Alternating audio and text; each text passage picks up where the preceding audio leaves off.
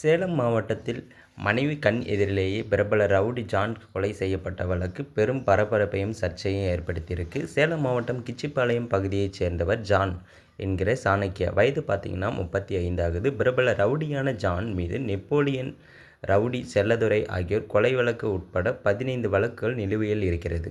இந்த நிலையில் நேற்று முன்தினம் கஞ்சா வழக்கு தொடர்பாக அன்னதானப்பட்டி காவல் நிலையத்தில் ஜான் கையெழுத்து போட்டுவிட்டு தனது மனைவி சரண்யாவுடன் காரில் ஈரோடு நோக்கி சென்று கொண்டிருந்தார். சித்தோடு நசீனூர் பகுதியில் இவர்களது கார் சென்று கொண்டிருந்த போது ரவுடி கும்பலை சேர்ந்தவர்கள் மற்றொரு காரில் வந்து இவர்களது கார் மீது மோதி நிறுத்தினர்.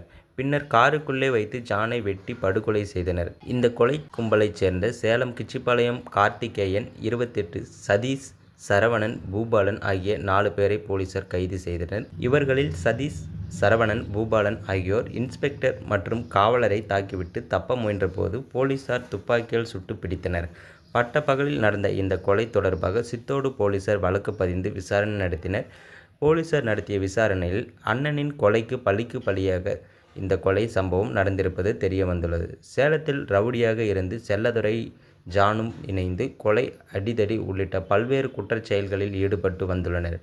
கருத்து வேறுபாட்டால் இருவருக்கும் இடையே விரோதம் ஏற்பட்டு பிரிந்தனர். இதனைத் தொடர்ந்து கடந்த 2020 டிசம்பர் மாதம் வெளியூரில் இருந்து ரவுடிகளை அழைத்து வந்து காரில் சென்ற செல்லதுரையை விபத்து ஏற்படுத்தி ஜான் கொலை செய்துள்ளார். இதையடுத்து ஜானை பழி தீர்க்க செல்லதுரையின் தம்பி ஜீவகன் முடிவெடுத்தார். இதற்காக கடந்த 2020 முதல் காத்திருந்த ஜீவகன் தனது கூட்டாளிகளுடன் சேர்ந்து ஜானை கொலை செய்ய முடிவு செய்தார். இதற்காக கடந்த திங்கட்கிழமை முதல் சேலத்தில் இருந்து ஜானை பின்தொடர்ந்து 3 நாட்களாக திட்டமிட்டும் கொலை செய்ய முடியவில்லை.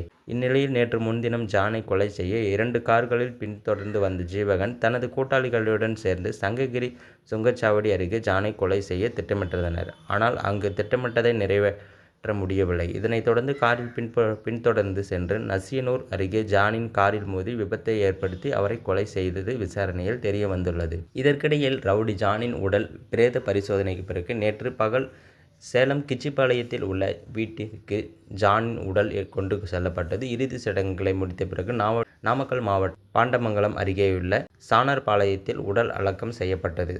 சேலம் கிச்சிபாளையம் ரவுடி சூரியின் மகன் நெப்போலியன் கடந்த 2015 கொடூரமாக வெட்டி படுகொலை செய்யப்பட்டார். இதில் முதல் குற்றவாளியாக ஜான் சேர்க்கப்பட்டார். அவரது தாய் மாமனான அதிமுகவைச் சேர்ந்த பழனிசாமி தம்பி சாரதி, ஏற்கனவே கொலை செய்யப்பட்ட ரவுடி செல்லதுரை, அவரது தம்பி ஜீவகன் உள்பட 20 பேர் நெப்போலியன் கொலை வழக்கில் கைது செய்யப்பட்டனர்.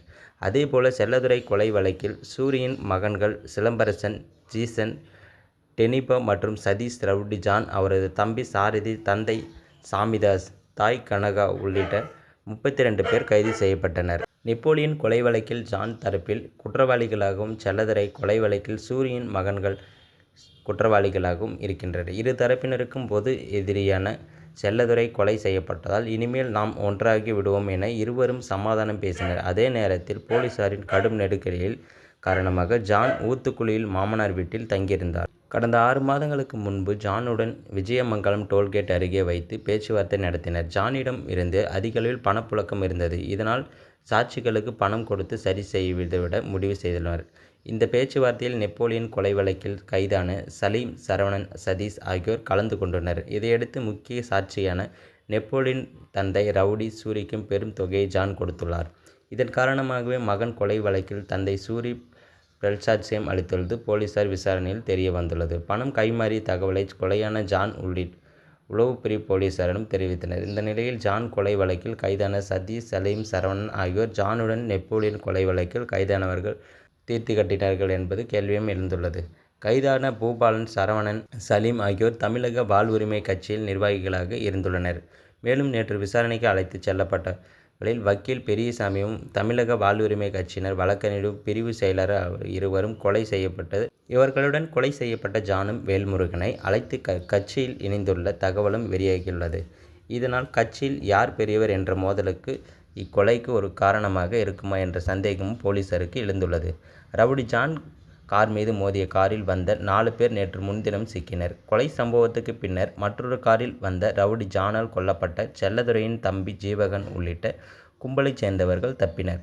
அவர்களை பிடிக்க பவானி, பெருந்துறை, ஈரோடு டிஎஸ்பிக்கள் தலைமையில் தனிப்படை அமைக்கப்பட்டது. இந்த நிலையில் அவர்கள் சேலத்தில் பதுங்கியிருப்பதாகவும் தகவல் கிடைத்தது. நேற்று சித்தோடு போலீசார் சேலம் வந்தனர். இவர்கள் கிச்சிபாளையத்தைச் சேர்ந்த வக்கீல் பெரியசாமி, நெப்போலியன் கொலை வழக்கில் கைதான பார்த்திபன், அழகரசன், சேதுவாசன், சிவக்குமார் ஆகியோரை கைது செய்து விசாரணைக்காக அழைத்துச் சென்றுள்ளனர். அவர்களிடம் கிடுக்குப்பிடி விசாரணை நடந்தது. இந்த நிலையில் ஜீவகன், சலீம் ஆகிய 2 பேர் ஈரோடு நீதிமன்றத்தில் நேற்று சரணடைந்தனர். தலைமறைவாக உள்ள மொண்மை துரைசாமி என்பவரை போலீசார் தேடி வருகின்றனர். ரவுடி செல்லதுரை கடந்த 2020ஆம் ஆண்டு டிசம்பர் மாதத்தில் 2வது மனைவியின் வீட்டுக்கு சென்றபோது அவரை ரவுடிகள் சுற்றி வளைத்து காருக்குள்ளேயே வைத்து கொலை செய்தனர். அதேபோல்தான் தற்போது ஜானும் கொலை செய்யப்பட்டுள்ளார். செல்லதுரையின் 2 மனைவிகளுக்கும் பழிக்கு பழி வாங்குவோம் என அப்போது சபதம் எடுத்தனர். தற்போது ஜான் கொலை செய்யப்பட்ட நிலையில் அவர்கள்